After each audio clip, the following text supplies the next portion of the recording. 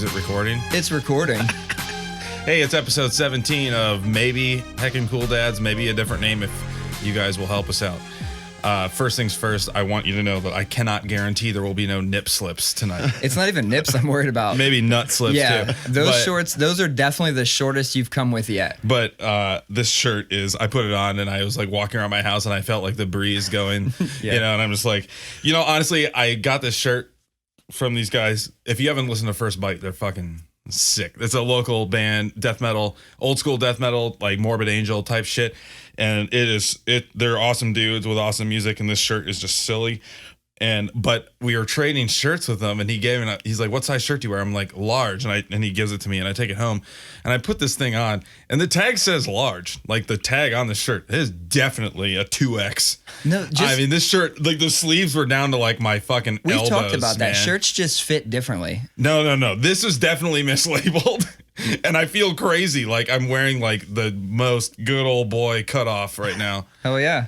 Blow the doors off. Doors off. Hey, we have a guest. We have a guest. Woo! You know what's cool about this guest is that this is the very first guest that ever got a shout out on this podcast. We were like 12 seconds into episode 1, and we were drinking Seventh Son beer. Oh yeah, you remember? Yeah. And I was like, my buddy did that logo, Clint Davidson. So Clint's here. Well, say what's up, Clint. What up? Yeah, that was the first one I listened to because you shouted me out. Hell yeah! So I appreciate that, and glad to be here talking with you guys. It's funny because I used to work with Kyle Kostronic, who designed the rest of the can and that stuff. So like he's a good friend of mine and a real close designer to me. Nice. So I don't think I've ever actually met him in reality. But I'm sure yeah, you sent files back and forth or something. Yeah, he did, pretty much. Yeah. Only thing I actually really did was the logo type for that. Well, sweet. And that was drawn with pencil on paper, Hell yeah. I always wondered. I always wondered if it was hand drawn or if it was a font. No, I turned that out in a very short amount of time, which was nuts because the way that I was kind of invited to do it was, Collin, one of the owners of the brewery, was like, "Hey man," it was in the beginning stages, was going, at first it was going to be called Born Brewing Company. I remember that. And I had even done a logo that. type for that. And Will had done, some graphics, Will Fewman, who's doing like the newer ones with the, wildlife and the kind of scientific illustration looking ones, which are beautiful. So I remember when Kyle was doing some of the original concept art. Yeah. I remember seeing Born. Yeah. And that's so interesting. Yeah. It's so I don't know what happened that made them end up changing the name. I think there was something to do. The Born name was some kind of reference to Hoster Brewing or like something historic around town here. So you might have not noticed this, but I did provide an array of beers that you've created the logos for. Yeah. So here we have Major Lager Brew Kettle. They're out of what, Cincy? Strongsville. Strongsville. It says up right by there. Cleveland. Yeah, and then we have Seventh Son, obviously the one we're talking about. So we wanted to provide both of these today in honor. Blue Kettle White Raja is my fucking shit. Yeah, the White Raja is my shit too. That one's coming out soon. I already have a graphic lined up dude. for that. Nice. So I don't know exactly when. They're kind of going through, growing stages with this brewery. I went to several places looking for this today, and it was sold out everywhere. That's a good sign. That is a good sign, right? And I kept seeing the Shandy. Yeah. So there's a Shandy. Did you do the label for the Shandy? Yep. That one, I don't know why. I would have. I mean, if it were up to me, I would have put White Raja out first because it's more popular. Yeah, that's kind of like That's like their thing. It's like a award-winning IPA. Yep. It is good. It's so good. It's a really good beer. I can't drink a ton of them though. I mean, I'm not. It's funny now that I kind of work in craft beer. I can't really, crush it like I used to. But I'm getting old, so now I drink Coors Light mostly. And We've had this conversation several times on the podcast. Is over the past few months, for whatever reason, I've stopped drinking IPAs, and I'm only drinking lagers and sours and shit now. When I drink an IPA now, it just feels so fucking heavy. There's no way it's I can also drink. 100 degrees outside right now. Yeah, but a cold beer should fucking cool that shit off no matter what. Yeah. Do you want a beer, by the way? Yeah. Grab either one. Take whichever one you want. So, how did you guys meet? Through Dave? Yeah, through Dave. Maybe just getting tattooed. We were at the same time, I think, maybe something. I legitimately don't know. We have a shit ton of friends in common, but don't really know the origin of where it happened. I know the general friend base, and I would assume I met most of my Columbus art friends through Dave. I mean, that's just That's the general baseline. And I know you got tattooed by Scott Santee. Yeah, and Dave. What'd you get by Dave? The bug? The cicada. Oh, the cicada. I just was like, hey man, do something you haven't done before. You know what I mean? Yeah. And I was like, I like cicadas, praying mantis, whatever, you know. Yeah, Dave's always good for that. Do you just draw the shit on with a marker? Oh yeah. Fucking typical Dave. And it was done. Classic Dave. Dick. Done in a half an hour. No, I'm just kidding. But yeah, if that were the case, I wouldn't have so much unfinished shit on my body from Dave. That's just one thing. I'm glad I only get tattooed when I have like enough money to get a finished tattoo, because I'm the kind of person who will, like, if I start something and then run out of money, then I won't go back to it. I have this big gaping hole in my sleeve just because everything I got has been complete. Yeah. So I'm not like halfway through something. Right. Yeah, I don't. So fuck, I don't know. But it's interesting. I'm not gonna pretend like we didn't just talk about this and like act like we just like, dude, how? But I just hit his headphones. That's a first. That is a first. I've been like hanging my arm on this thing. I need to stop. You're doing getting that. real comfortable with these mics, and you're like, you start moving them around and shit. I've noticed that a lot during these episodes. You're moving it more. It's who I am as a person. I guarantee that, like, when I'm in meetings at work, that everybody's just like, dude, just sit still. I don't know. Maybe I just have undiagnosed ADD or something like that. But I literally, like, I will sit here and just adjust. It's in the same fucking spot. What you do is you adjust it out of its spot and then back to its spot. No, it makes your fiddler. You know, it makes. But I just need a fidget spinner. It makes. I feel like I have better conversation because I'm like keeping my hands busy and I'm just fucking around. So that's just funny that I hit your. That's a first that I fucked with somebody else's stuff. I think I know where you were going with this though. Is when I arrived first, and then Clint showed up, and then you showed up like seconds later. Thanks for bringing us back onto the train track. So you got out of the car, and it was like you hadn't even made it fucking 10 feet to him yet, and you were like, yeah, I know you. Yeah, and like it clicked. I was like, because like he was talking about you doing this logo, and then your name, and I was just like, that's so like. And then as soon as I saw you, I was like, holy shit. Like, I knew that guy. I didn't know you. I just met you. I probably were hanging out at some fucking party on campus or something like that. But you worked at Urban Outfitters just before I did. You were the visual display artist. As was I. Merchandiser and all-around fun guy. Yeah, and you hung out in that same group. Yeah. I always say to people, like, when people ask, like, did you have an interesting job or whatever, it's like, yeah, I worked at Urban Outfitters, and like, how's that an interesting job? It's like, no, I got to make the build shit stuff, paint stuff, and I was basically, as a designer, I was doing design in the physical. I was getting a brief and I was having to make it work in the space. Yeah. Based on good creative direction. I thought it was that was what I kind of started as the display artist, and I was psyched on that. I like hands-on stuff. Yeah. I like sign painting. When I have an art exhibit, I build the panels by hand, so I can make them whatever size I want, make them the right thickness. Panels, do you paint on wood or do you paint on canvas? Most of the time wood, because I usually do a little bit of collage in there. Yeah. And you can do it on canvas, but it moves when you're applying it. So when you're trying to glue something down to a moving a moving surface, it just doesn't work as well. So a rigid surface seems to work a little bit better. And also just for pulling lines with a brush, it's stable and it's not going to move. So as long as you can pull the brush the right way, that you're going to hell yeah, it'll work. Yeah, I will say this. I do remember, I came into that job not knowing what I was doing. It was a stopgap solution. I was helping Charlie do all of that stuff, and just watching him do stuff. And he was like showing me a lot about woodworking and things like. And it's such a satisfying job to just be in that back room at 7 a.m. with the radio, doing whatever the fuck you want, man. Just making something. It's so awesome. I mean, I got to go and like buy antique furniture and like just weird stuff. So I mean, fun. I did not end up leaving on really good terms with them, but people were backstabbing me. That was the next thing I was going to say though. Is I people always ask me like if you have a weird good job. And it's like that is the best job I ever had. But holy shit, if it wasn't the most drama I've had to ever deal with. Oh yeah, ever. Is that just art? The art world in general. The thing is I'm gonna talk a little shit here. It is Urban Outfitters. It's the culture. Yeah. Because it is this weird middle ground between art school kids, high fashion hipsters, and fucking drunk ass college fuck ups. Yeah. And it's like this weird mixture of all that. And like we would get there at 7 a.m. and we would meet at Starbucks next door and wait for everyone to get there before you get in. Every single day, somebody showed up a half hour late and they were still drunk. Every day of the week. It didn't matter. And everybody was just this weird fraternizing. Everyone's dating everybody and everyone's talking shit about everybody. It was the most drama. And I worked at Hot Topic, which was also very drama filled.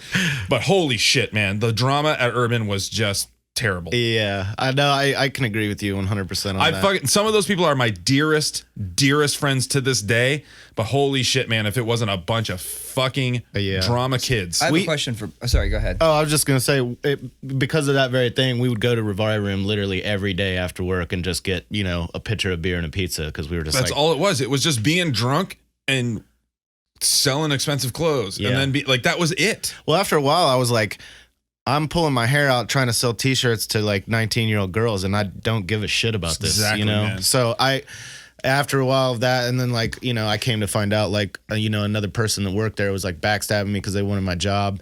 I was like, you can have it, you know what I mean? It was this girl that did it before Aaron did, and like she was like talking shit about me to the the bosses the entire I think year. I know what you're talking about. She was the one who hired me. And I was just like, man, you were so cool to me all the time in person. I can't believe you're the one that's doing that. Yeah. But, so whatever. It was a long time ago. It was a long time ago. But it was a real formative experience for me. Sure. And I remember what I was getting at was last thing. Yep. I know you got something. No. It's actually a question regarding all this. I do remember though, because of the size of the store, there wasn't a lot of money to be had. Yes. So it was always reusing a lot of stuff. And I do remember coming out. I was like, dude, I don't know that Clint guy, but I knew he had this job before me, and I got big shoes to fill because there was some really sweet fucking shit in that back room that I know that you did. So, like from old set designs and stuff? Yeah.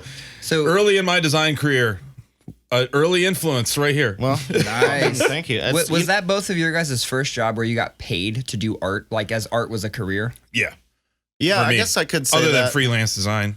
I mean, I did a little bit of stuff. Like, I used to work at Higher Ground, which was, Collin Seven Sons, one of his old businesses before he owned Higher Ground. Bodega. That was like down there just after 5th? No, it was on High Street up by McDonald's. That was the name of my High Street above. So it was like on campus. Yeah, it was like a smoke shop. Yeah, they sold caps and shit too. Yep, hats. Oh, like Higher Ground. Yeah. But they also sold graffiti shit. I used to go there and like you could get tribal there. Like that was the shit back and in UFOs, the day. dude. That was the name of my youth group. Tribal? No, higher ground. Speaking of, I was like, what? Please, I've wondered and I've meant to ask a million times. That isn't. Please tell me that's not a tribal tattoo. This definitely not a tribal tattoo. Like tribal the brand. Definitely not a tribal. I thought the it was brand the tattoo. tribal logo. No, it was an IAK. It was my old graffiti crew. Okay.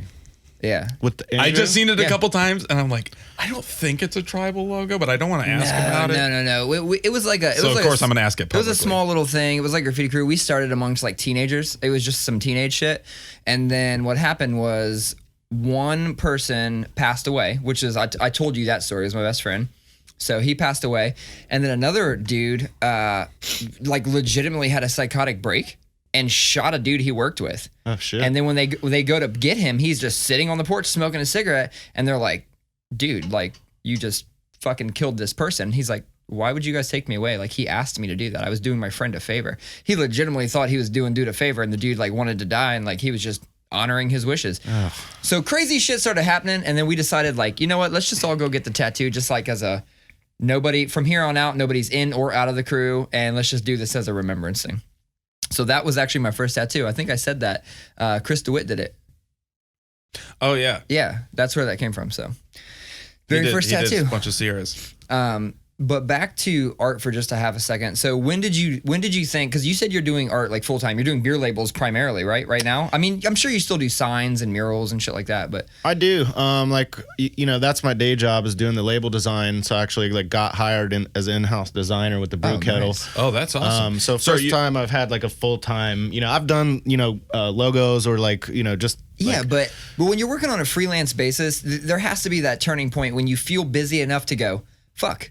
Like I can do this like full time now, because a lot of people pull double duty. They have like, they're a fucking Starbucks barista or something, and then they're doing art on the side. When was that turning point that was like, I can do this full time? Man, I don't know if there's like a day. Like I've always kind of had some kind of other job. Like for many years I was doing construction, and probably the most, I got into a trade was commercial painting. So I mean, I did that for 10 plus years, and I was doing whatever art projects that I could do, on the side.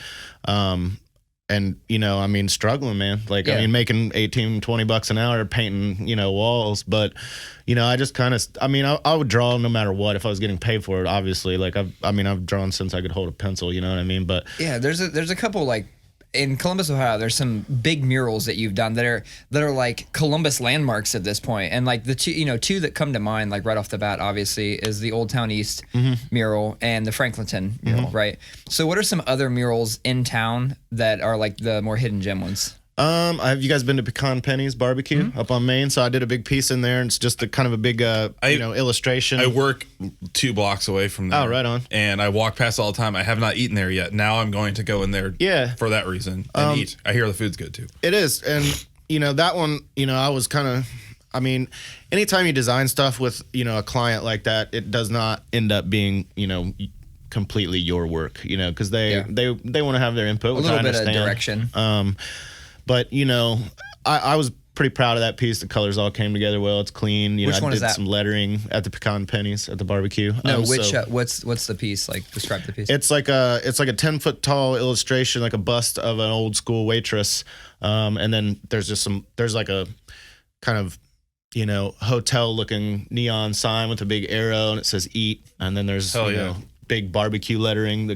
So it's like 45 feet I'm gonna long. try and go there this week. Well, you also did you've done some logos for like businesses too. Did you do the Yellow Brick? Yeah. So you did Yellow Brick Pizza. There was kind of a Bob, he's a good friend of mine, the guy that owns it, and he's got a lot of artist friends. So so like it was kind of I did the main drawing, and then he, had kind of passed it around a little bit, and so it ended up being kind of There's a few on High Street too. a mashup.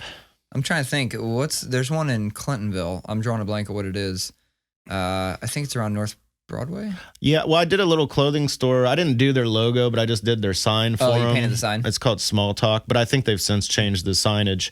But I just kind of executed that signage for them. I think that's I don't think I have anything else in Clintonville, but I mean, as a designer, you're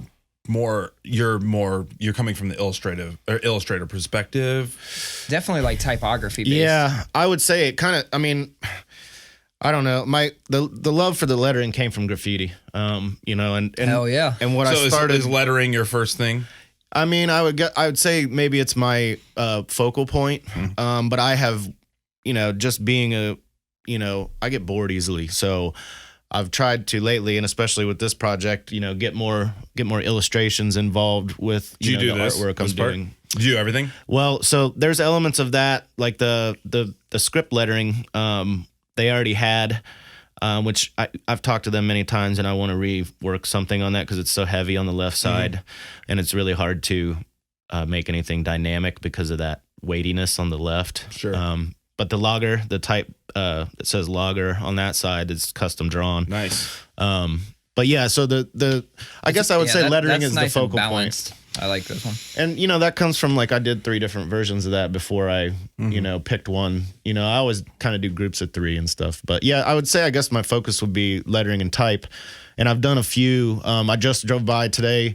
I did branding for this new place that's opening called Jamut Beer Garden, and it's right over by Old Oak Tavern. Oh, where it was an old firehouse? Yeah, the building is I'm amazing. so stoked about that place. So I just drove by there, and they had a 3-dimensional backlit version of my logo that I did for them. So I got to go by and take a picture of it at night. That's sweet. But it's really open? cool. It's not yet. It should be any time now. So yeah, shout out to them. Hopefully to, Chelsea and Kyle. I'll be honest with you, the type of design you've made a career out of makes me jealous, just because I feel like you get to flex a lot more of your kind of personal creativity, because you seem to be people seek him out because he has a specific type. You have a style, and for me, I went a different design track. I'm a creative director of a really hardcore complex systems user experience design team. Yeah. You know,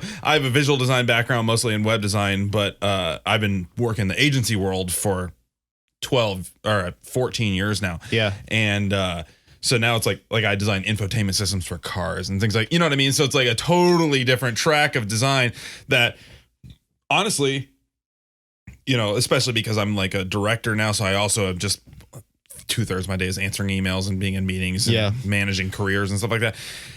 I find myself going back to, like, I have this beer money thing where I do illustration and design for DIY bands. Just for, I think I saw that for next to nothing, just because I feel like good aesthetics should not be cost prohibitive for young bands. Right. Anyway, but like that involves a lot of like hand drawn logo shit and stuff like that. And like, it's like, oh yeah, you know, like it brings out this like new kind of life in my creativity. And even when you bring it, you know, it ends up being digital regardless. Most everything you draw anymore. But it has a different character. And I think, you know, and I know that I'm lucky, man. Don't get me wrong, man. Like, I'm blessed to be, you know, doing beer, something that I think is cool. I mean, I could be designing like Barbie doll boxes, you know what I mean? But like, I get to do beer labels, which is sick. I mean, I understand, like, that's, you know, from a guy like you, like, I mean, I understand that's the shit you want at design, and I got lucky. But I've also taken a different path, and I think that now,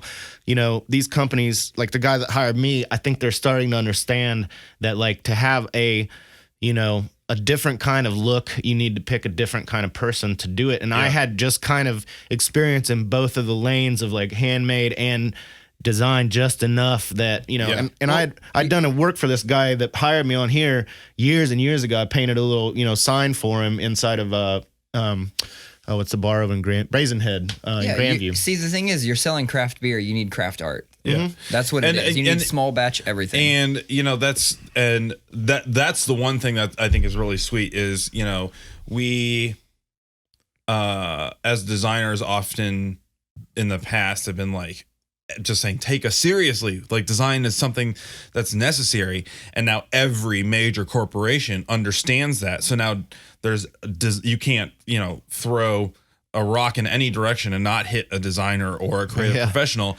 But which is annoying and it's frustrating because everyone's competing for the same shit. But at the same time, it's like, it's awesome to know that like everybody universally now understands the significance of good design, good aesthetic. So there's always somebody looking for it. So that to me is awesome, because there was a time where it was not, and one only look at beer 10 years ago, craft beer specifically, and it was just some garbage that I had my cousin draw it because we had to get it released tomorrow, you know, all that's, you know, whatever the fuck.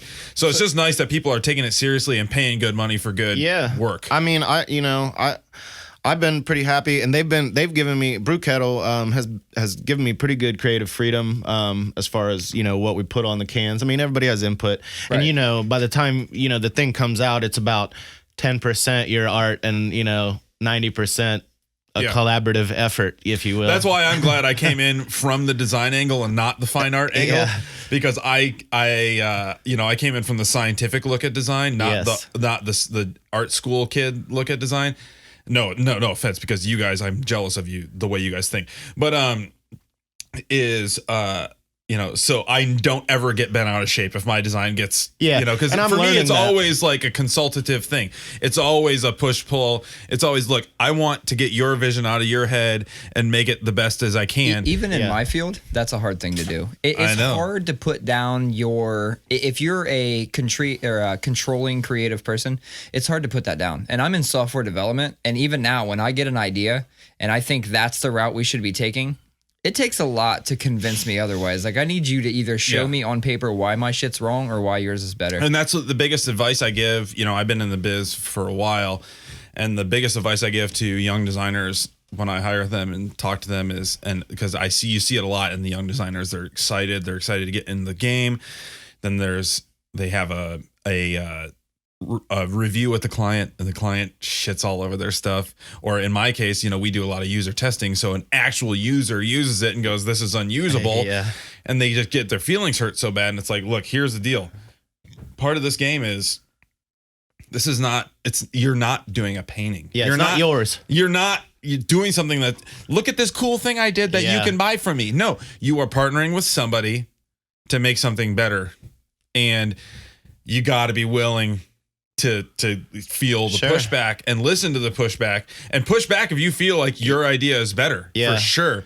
But don't get so butthurt about every time somebody disses your shit. Yeah. Because that is what design is. It's also it's your job. I mean, like when I kind of first talked to these guys and they were like interviewing me to see, you know, what kind of like ideas I had or if I had some kind of strategy or whatnot, you know, and I was just like, hey, what are your objectives? What do you want to do? What are your, you know, top 5 priorities with the new design, you know? And so I built kind of a, you know, a template so that I could, you know, focus on the artwork. So I have like, you know, this was one of their, you know, requirements, like having some, you know, having this band up here with the, you know, brand recognition was a big one because people know the name White Raja, but they don't know who makes it. You know what I mean? Truly, I didn't. Yeah, I mean, when you posted that you did this, I knew. When you posted you did this, I looked it up, and then I was like, "What other beers do they have?" And I'm like, "Oh, they're the ones that make White Raja." Black Raja is pretty good too. I'm gonna pull us out of art for just a second. You're sitting there just like, "Can we move on?" No, it's not. It's not that. It's that. I mean, we are 25, 26 minutes in. We should probably fucking transition to something because we could all sit here. Look, sometimes I could ask questions about art all fucking day because I've been waiting for since the first episode, basically, to get you on here. Yeah. Sometimes Daddy needs to talk about design for a little bit, okay? Hang out after. We're open all night. Yeah. No, I'm going to actually go back to something we started to talk about earlier. So you said you worked at Higher Ground. Yes. And then I had mentioned buying Tribal there, right? Oh, I know what you're talking about now. What? Was Higher Ground? Did it move to up by like the Dube? Yeah, there was a weird little spot, and I had a painting on the outside of it for a long time. Okay, I know what you're talking about now. Yeah. Okay, I'm on the same page. Back in those days, like buying Tribal, dude, I felt like I was flexing so hard when I walked in with a Tribal shirt. Like I felt cool as fuck. And subsequently later years when I was wearing Jinkos and shit, you put on some fresh Jinkos and you stroll in like you never felt that cool. Wait a minute. I've also never felt that cool again. I'm gonna have to disagree with you about the Jinkos. No, fuck that. You missed it. Wait, you missed it. Yeah, you're older than us. Wait, you wore Jinkos years after Tribal gear? No, it was. I don't really know. Back in the day, that's all. You gotta. If you look back, you know, now when like there's a span of time that's like, holy shit, that was 4 years. And then when you look back in the like time that feels the same length, it was actually like 3 months. Well, there was probably an overlap time. There was an amount of overlap, right? But I'm pretty sure like Tribal and shit like that came first. That's sure, but not years. There was a small overlap period, right? 97 and there was 98. years on this side and years on this side. Well, I can tell you that time, I mean, that I was at school. That was like, I mean, I worked there like 30 hours a week and was in school full time. And I graduated CCAD in the year 2000. So that was in like probably 96, 97, 98-ish, you know, in those years. Because I had a weird Luke Skywalker haircut and wore army hats and like, you know, everybody's gear was weird and busted back then. That's why I don't like seeing this 90s trend come back. Dude. It's the worst. I'm not mad at it. Oof. I just stay away from it. It's what lets me know that I'm just not cool. I realize every day how unfucking cool I am when something pops up that everybody's doing and I'm like, I don't even get it. So this is what it's like to be on the outside. I'm still semi-involved in the Columbus hardcore scene. Yeah. Because I'm in an active band. And you play these shows with kids, like children, you know, that are literally like 12, 13 years younger than me, which is like that are closer to my 11-year-old son's age than my age. You know, like this shit's crazy.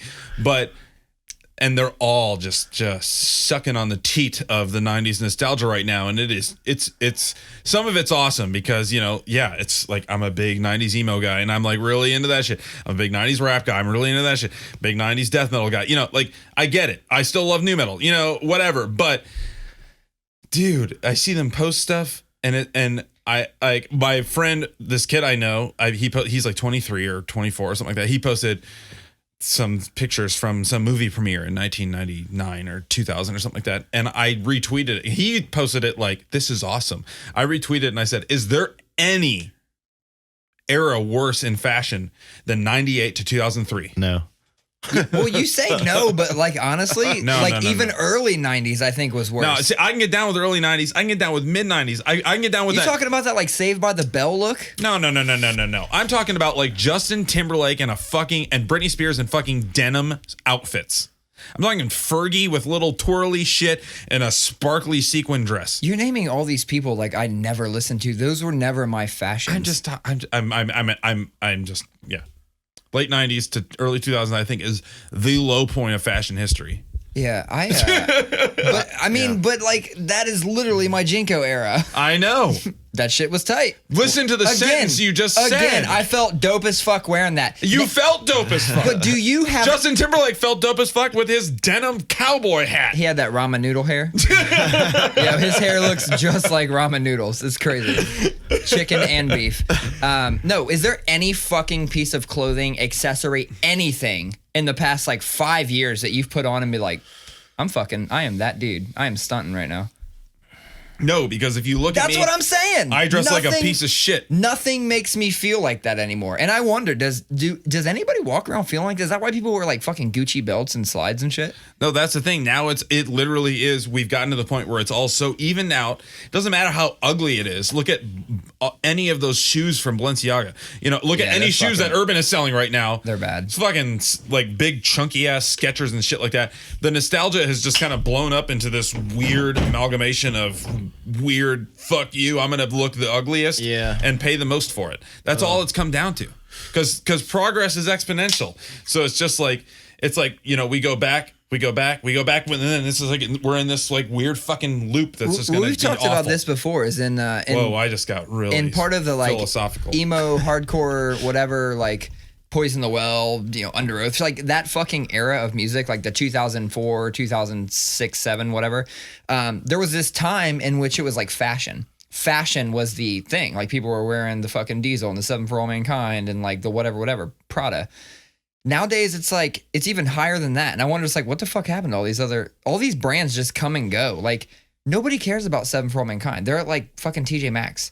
Nobody cares about Prada. I haven't heard shit about Prada in fucking years. It's all just Gucci and Louis. It's like a bunch of old tan white dudes that wear Prada loafers or something. You know what I mean? In Italy. That's where the real fashion's at.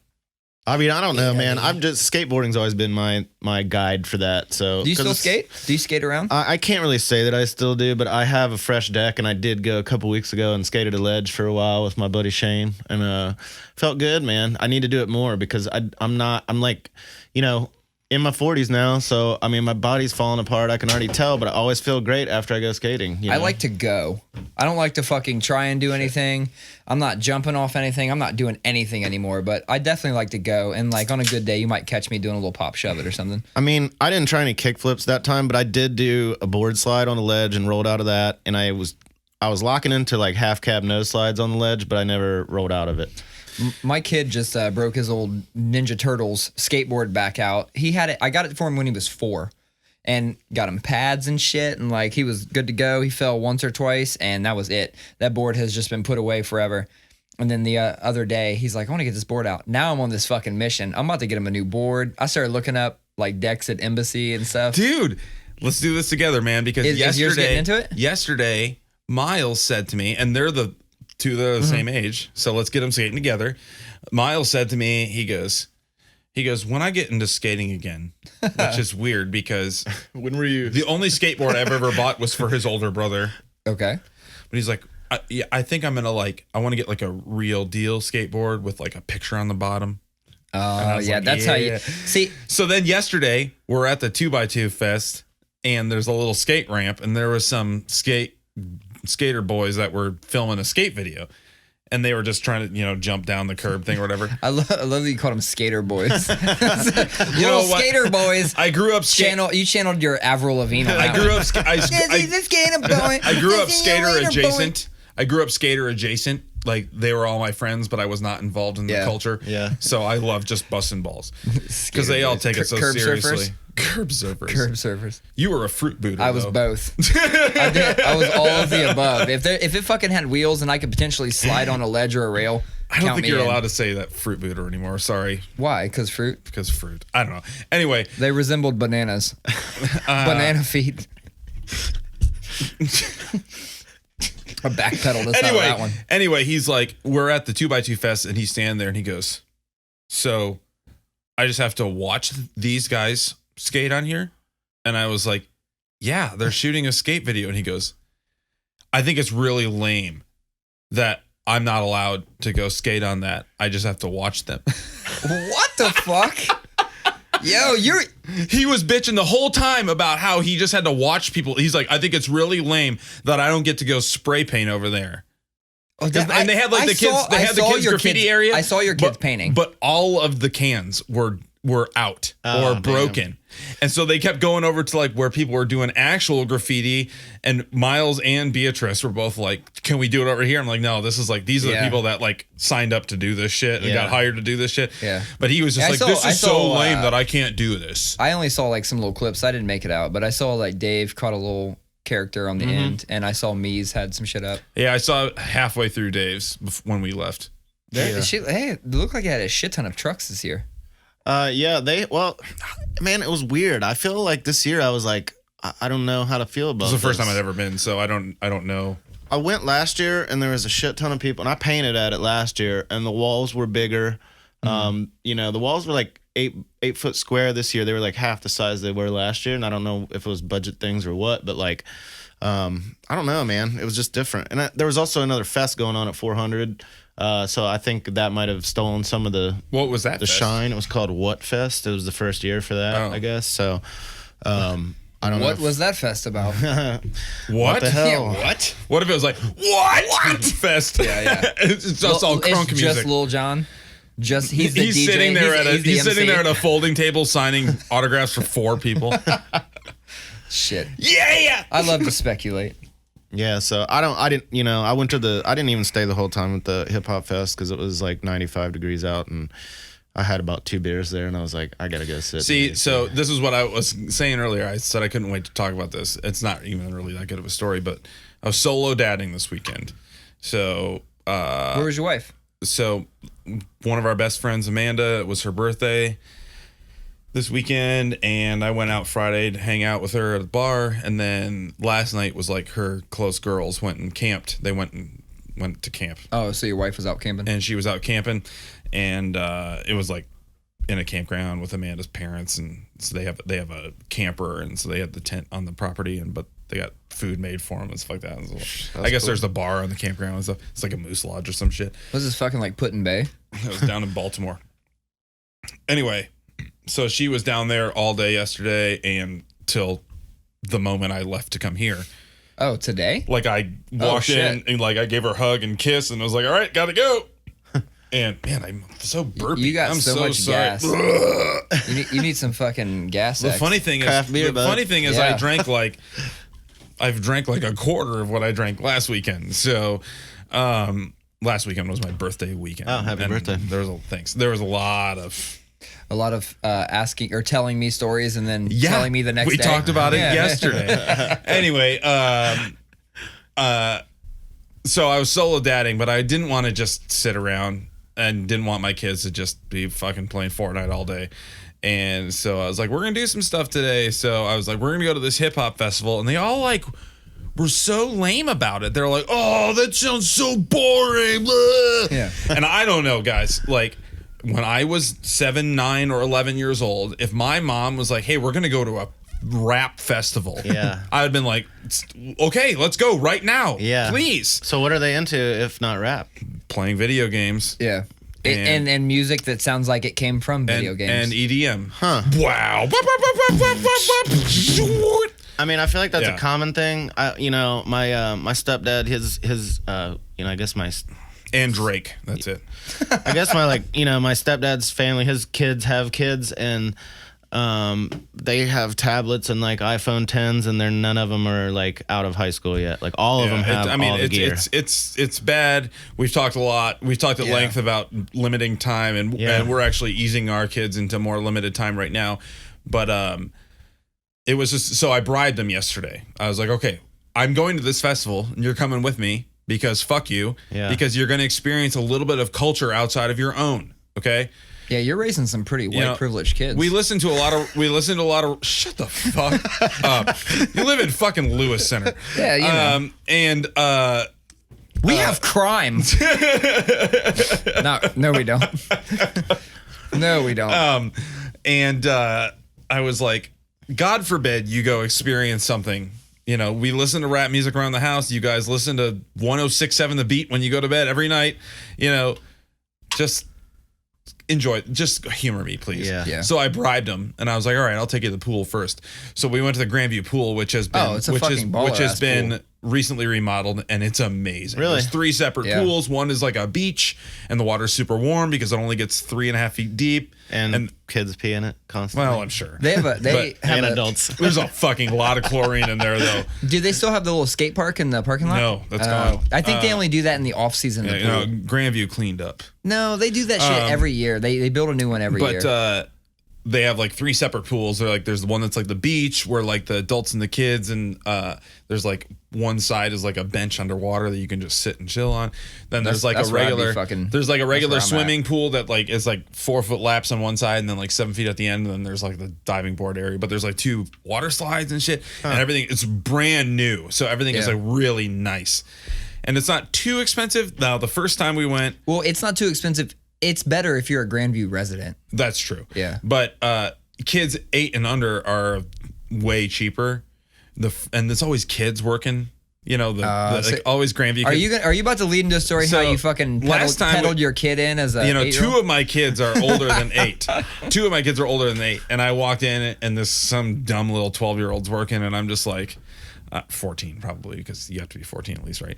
And I'm like, 2 adults, 3 kids. And she's like, okay. And so like I paid like really cheap, you know. And then yesterday I was like, 1 adult, 3 kids. And she's like, how old are your kids? And I was like, I can't just lie.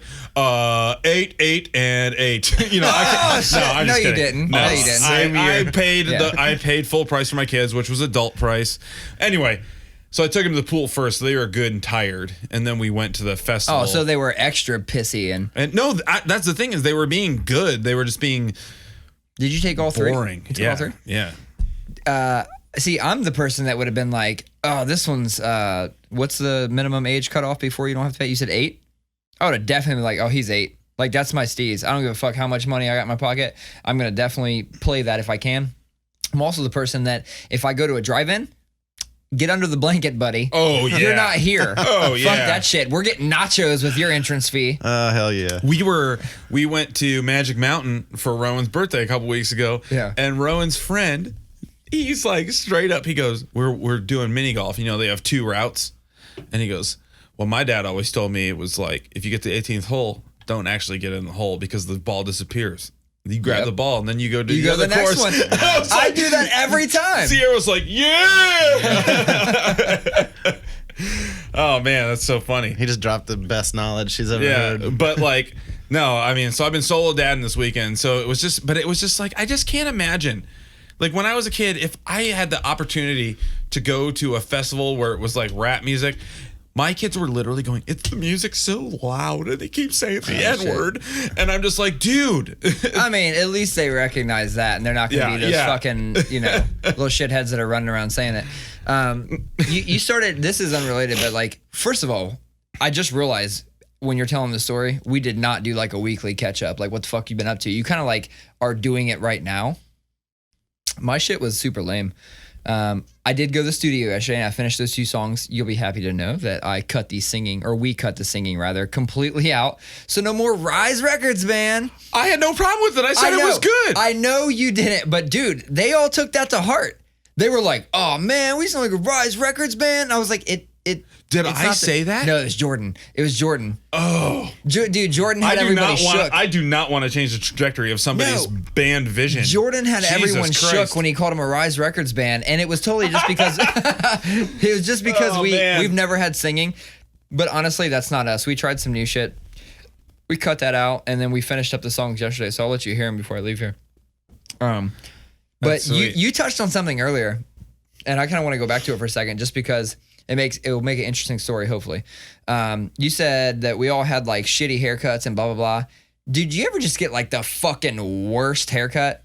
Like, did somebody ever just fuck your shit up like crazy? I got a great or did story you about intentionally fuck your shit up? Like, I got a great. Go ahead. No, please. If you got one, go.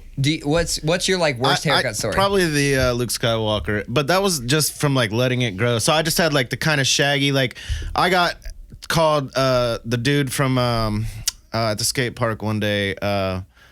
What is the band? Like CKY or some shit. No, god damn, it's popular like that though. Blink-182. Fallout Boy. Fallout Boy. Because I had like the shaggy over the ears, and like a little, like kind of a mullet-ish. Okay. And I was like, kind of parted down the middle, but not really. No, it just kind of was like a like it looked 70s. He's talking about, what's the singer of Fallout Boy's name? What the fuck's that dude's name? Patrick something. Yeah, Patrick something. Patrick something. He wore those little hats and always had the hair like, just like Lego hair, just. Yeah, I didn't have like the bangs part, but like definitely the sides, like, and it was more of a, just being a lazy ass and like not getting it. It's either like it grows out and then I go shave it. You know what I mean? Now I keep it cut all the time because I can afford to go to the barber, whenever I want. But I just shaved mine off because like parts of it stopped growing. That's just what you do. Like there's a turning point in which you have to look at this shit and self-assess and be like, am I gonna keep letting this shit just get thinner and thinner until I've just got Donald Trump like strands? That's the thing, man. Or do you bust that shit off with a Mach 3 and call it a fucking day? I can't grow facial hair worth of shit, but at least I got full head of hair still. Yeah. At 36. So I feel good for about you. that. So what's I got a haircut this week. I get a haircut this week. I never know when you get a haircut. I feel like your hair just doesn't grow. It's the same all the time. It's always just right there. It's always pretty fucking done. It's just good to go. Because I keep up with that shit. You do keep up with it. You got to though. Once it's like I'm not the kind of guy who goes every 2 weeks to get it cleaned up. I get my hair cut every month and a half probably. It's pretty short, so I have a buddy who has a barber come to his house every Friday and clean him up. The barber. That dude's got to be paid, right? The dude that does that. No, not really. He just likes having the dude come to him. The barber. That's what he does. He gets you on this like barber plan where he knows he's got this many appointments on Monday, Tuesday, Wednesday, and he just does the traveling, and that's his shtick, and cleans his ass up every fucking Friday. That's a great. I like that. I would use that. I feel like you should charge more on Friday. Like that's the day you want to get cleaned up. You're going into weekend with your fresh shit. Hell yeah.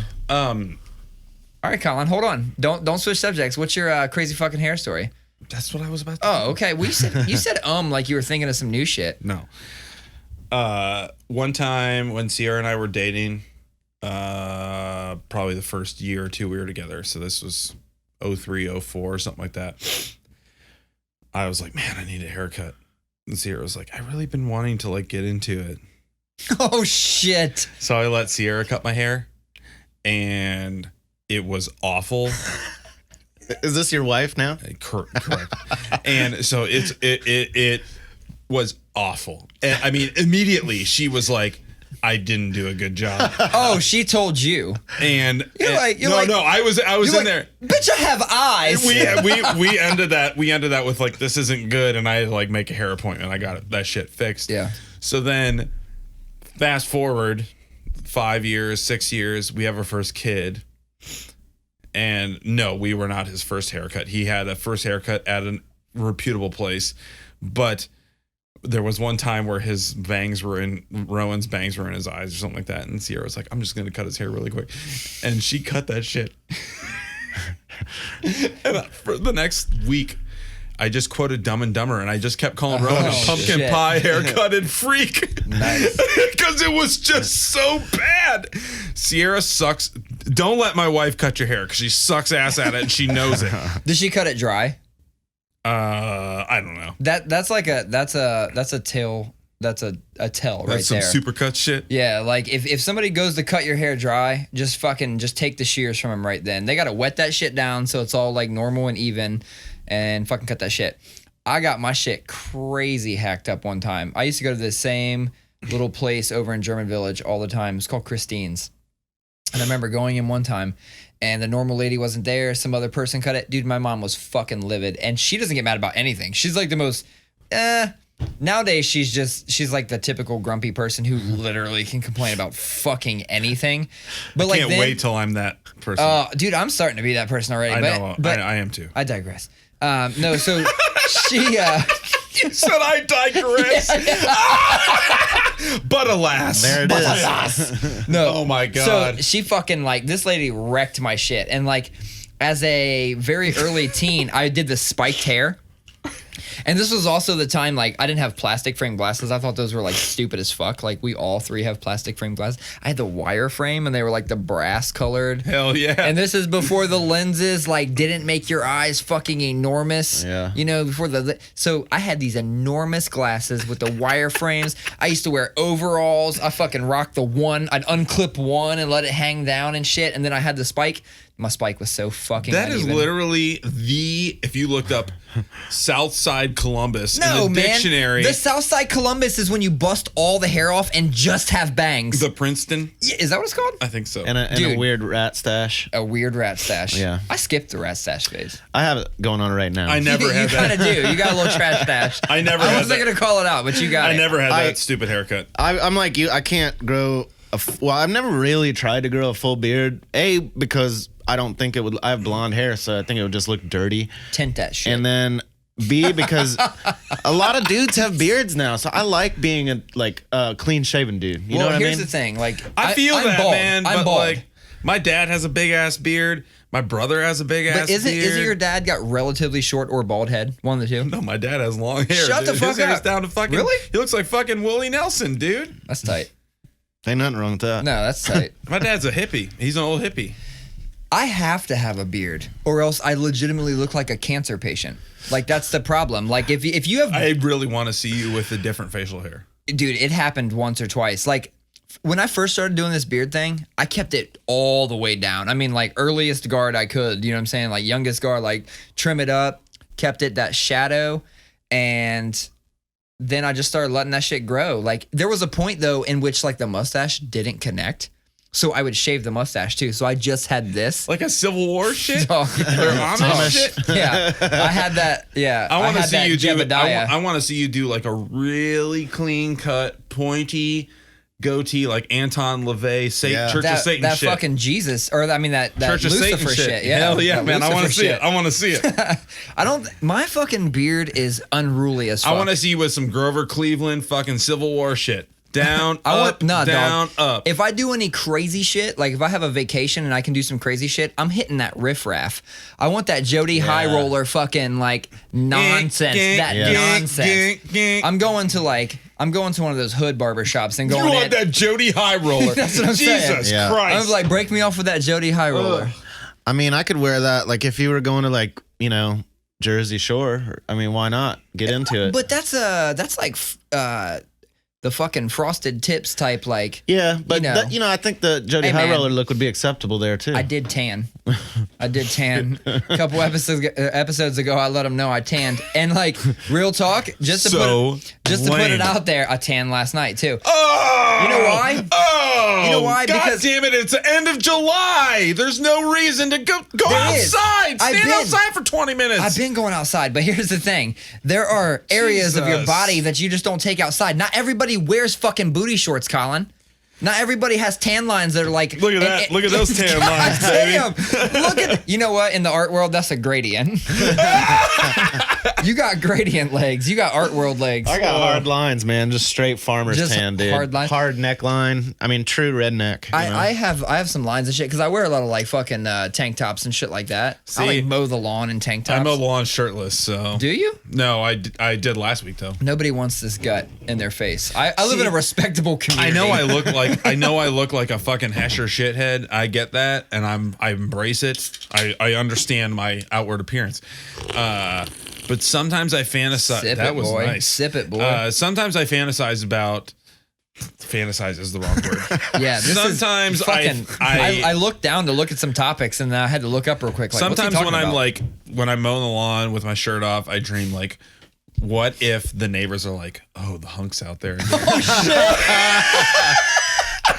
Oh man, Collin at 977's out there again, Yeah, baby. if they are, it's probably not the ones that you want it Yeah, to that's be. right. It's like the fucking 75-year-old who lives four doors down. Isn't that the thing? Like, Nobody's who like Who gives a fuck, man? Who gives a fuck? Nobody is a 6 looking out and going to another 6 like, oh, the hunks out there. You have to think that they're numbers above you, right? So wherever you feel you rank yourself, take 3 off of that, and that's the motherfuckers looking out the window. The reality is all of my neighbors who I know being like, dude, short shorts and no shirt. Yeah. Go inside. Are any of you guys, I gotta know this, are any of you guys Speedo dudes? I had to, man. I was on dive team when I was shit. probably like in middle No school. shit. Dude. I just cast that out there. And I'm reeling one in right now. I did. I mean, unwillingly. You know what I mean? I did not want to do it, but after you wear it out a couple of times, like it's just because there's so many girls out there, like just looking at you in your underwear. It's like the first time, And those those are tight draws. Yeah, I mean, it's pre-bang. It's virgin. It's virgin era. Virgin you know what I mean? So like. It's like, you haven't been naked with a girl yet. And that's the closest you have been to being naked in front of a girl, as well as all their parents and all your buddies and like your mom. Like, I mean, it leaves 0 to the imagination because them babies have to be on to where like when you dive in, they ain't coming off. Yeah, and the water's cold too. Oh yeah, and they need to snug up to you. Yeah, dude. Did any dive teamers? I've been fucking out here creating terms right now. Did any people on the dive team just go ahead and just fucking put some extra shit in there?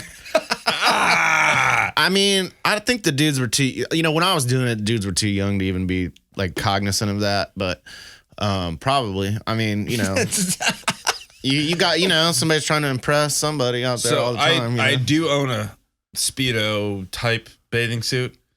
Sierra got it for me for Father's Day or for my birthday or something to be funny. The brand is Dong Sarong.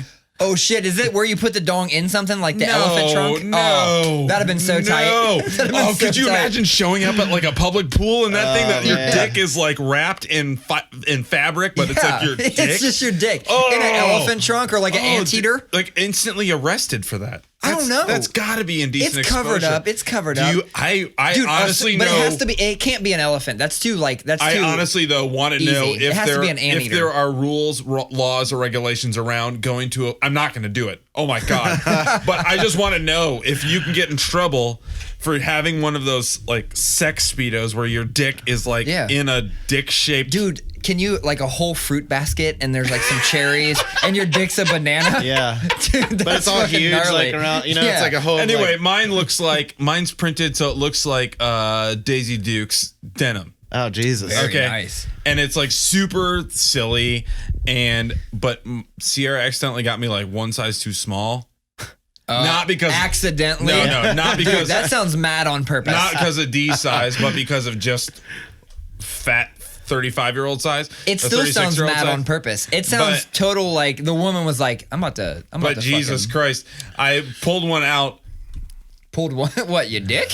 No. I pulled one nut? I pulled it out. What do you have multiple of?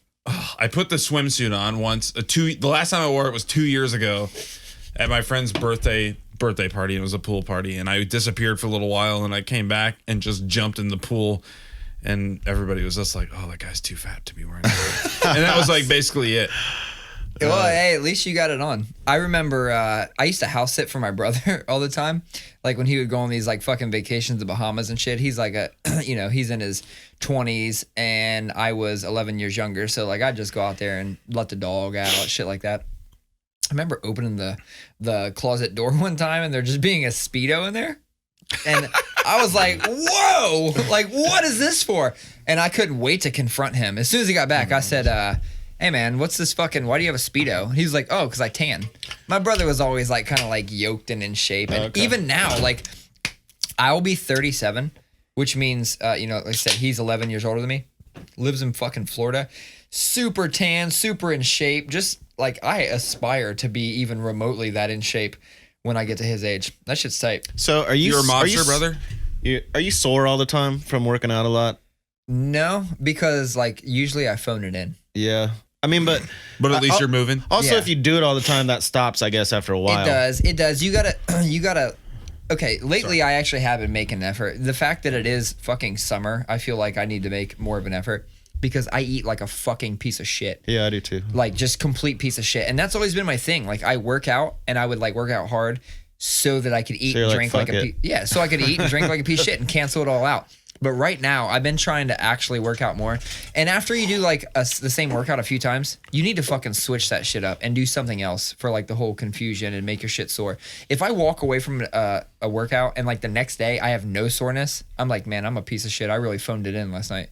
I fucking suck. Well, skating used to be my kind of workout, and now I don't do shit. So I, it's like I'm starting to feel that I don't do shit, because I could eat whatever I wanted to, when I skated every day. Bro, we have talked about this. When I was a teenager, I would go to rallies and fuck up 2 Big Bufords, a giant fry. I would carry a 2-liter of Pepsi around with me. For lunch today. I'm so fucking jealous of that. I would carry a 2-liter around. We'd go down to like campus, go to White Rails, skate all fucking day, go across the street, fuck up McDonald's, double cheeseburgers. Never gained anything. And the same thing was true when I started playing in bands. Yeah. You're moving equipment, you're playing shows, you're moving. The moment I got my first sit-down job, I was 22. And in one summer, I gained 40-something pounds. No shit. Yeah. And I did. Nobody told me. I put a From First to Last shirt on. And you already know that motherfucker was like a small or a youth large or something, right? I pull that shit over. Isn't that the Skrillex dude's band? Yes. Ugh. But that fucking band was tight as fuck. No. So anyway, I look in the mirror, big old belly. And I was like, holy shit, did I just get fat? And nobody told me. I've never had to worry about that. I weighed 120 all through high school. Yeah. 5'10", 120. Well, plus putting beer on it, you know what I mean? Like, I didn't drink beer then. I didn't drink until I moved to Columbus at all. Where are you originally from? Well, I was born in Southern Indiana, and then my parents split up, and we moved to Louisville, Kentucky when I was like going into 6th grade. So I, pretty much grew up. I spent my formative years in Louisville, Kentucky. So, Very then nice. moved here to go to CCID. Louisville hardcore scene, like Coliseum and Breathe or Resist and all that shit. When I was there, it was like Endpoint and a bunch of other local, like there's a band called Sunspring that was really good. Scott Richter, he had like Slam Deck Records a long time ago. Avail would play there. I saw Integrity there several times, and someone always left in the fucking stretcher at an Integrity show, and that was rad. Kentucky Fried Chicken. Yeah. That's the shit. That's there. Yeah. The whole stadium. They have a stadium Louisville? downtown. Yeah, it's from there. Yeah, they have a, I think it might be not there anymore, but they had a flagship store that they were trying to do. It was called 11. It was like super high-end KFC, and it was named after the 11 herbs and spices on the chicken. Huh, I didn't even try that. Yeah, I'd be all over that. That was, let's see, probably about 4 or 5 years ago. Me and my wife took a trip. We went to St. Louis. I was clearly trying to hang out with the lunatics. Nelly, what's up? Murphy Lee. No, so we go to St. Louis. Nelly got me too, dude. Did he get you too? He's canceled. What? He got me too? Nelly's canceled, man. Man, whatever. Really? Yeah. I want to know about that in a second, but No, I don't know details. well, then I won't ask you. We go to St. Louis. We went to City Museum. You guys ever been there? I heard it was awesome. Dude, there's a couple of them in the world. City Museum is fucking dope. Isn't there like a bus hanging off the corner of the building and There you can is. walk in and it moves like it's going to fall?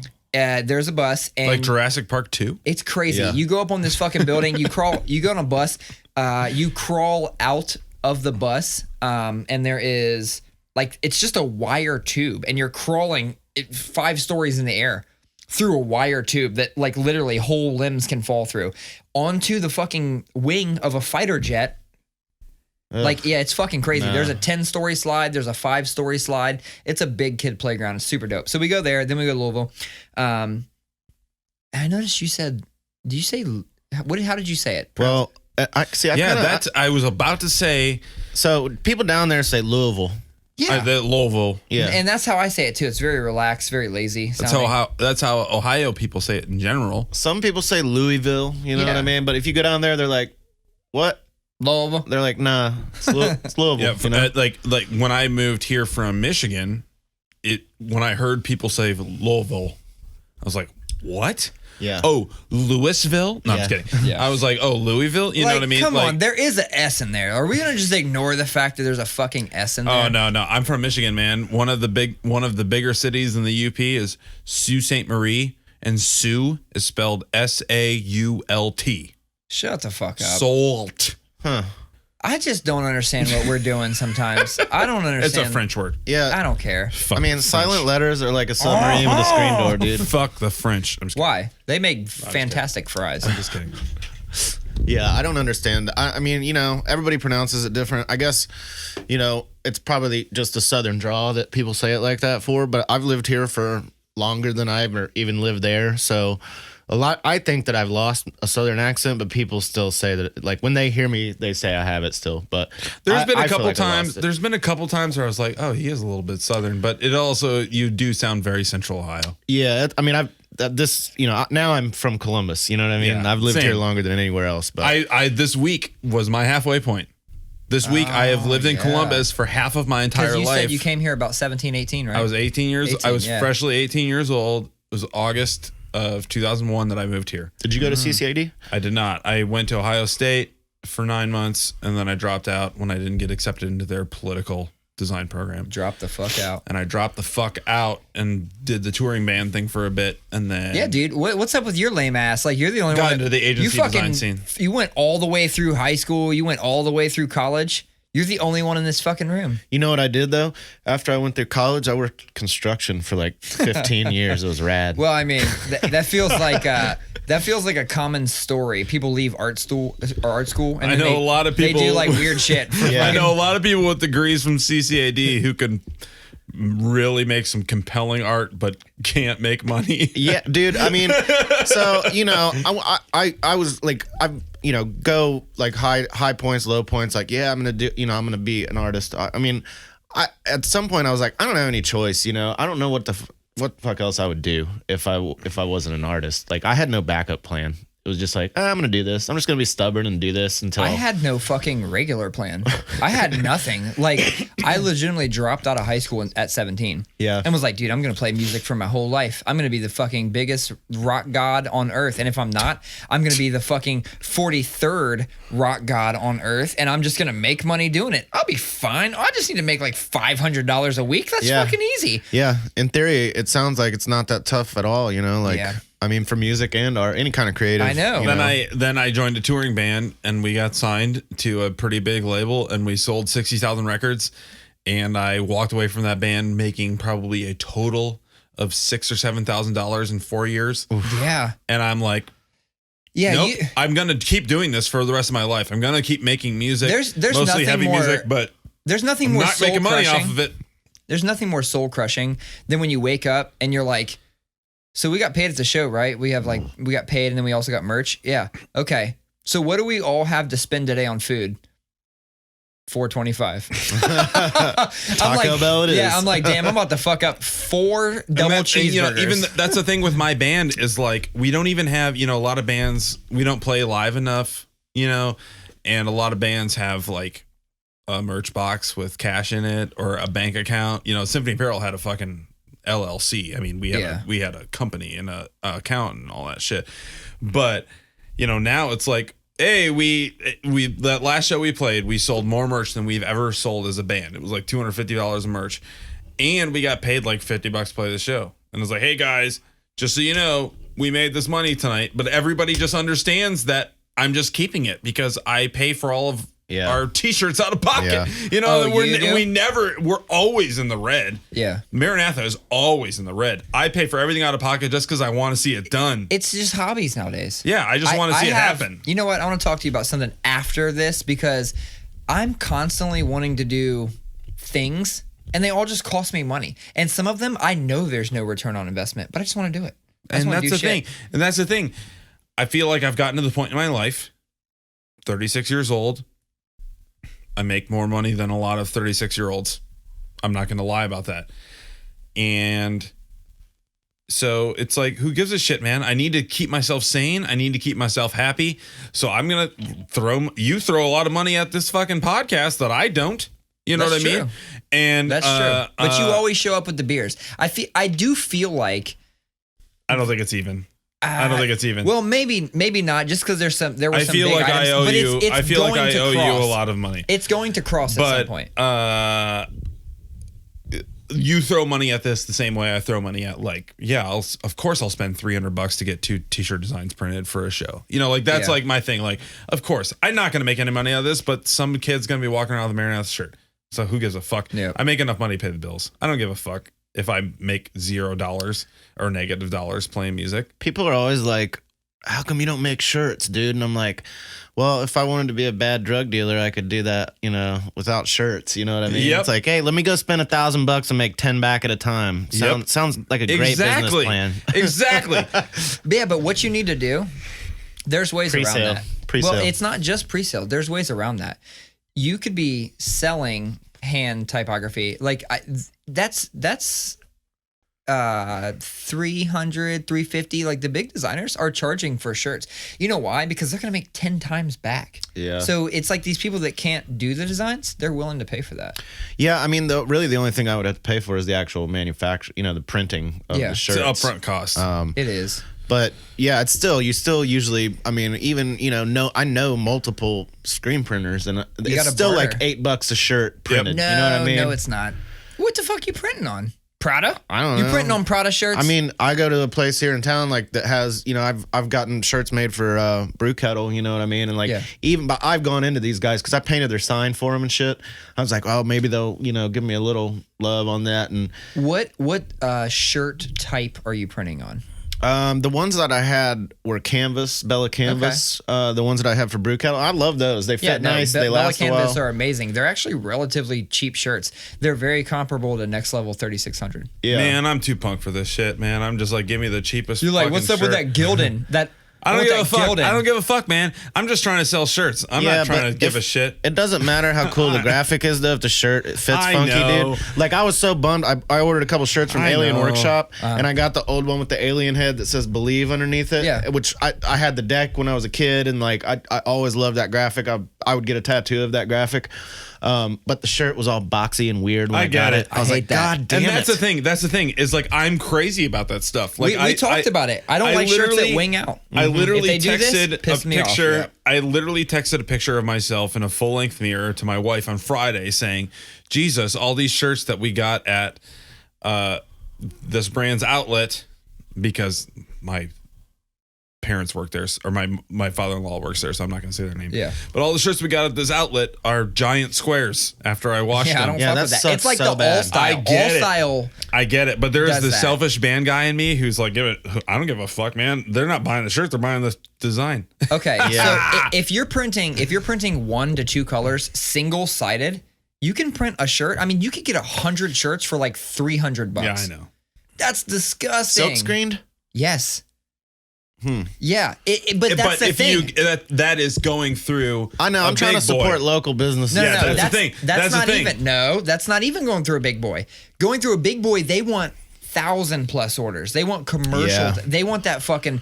I did a clothing company for years, and like I have a lot of information. I went out of a local company right out of Dayton, and I did Next Level 3600, which is considered a premium shirt. It's a fashion fit shirt. It doesn't wing. It's very soft. It's a tri-blend.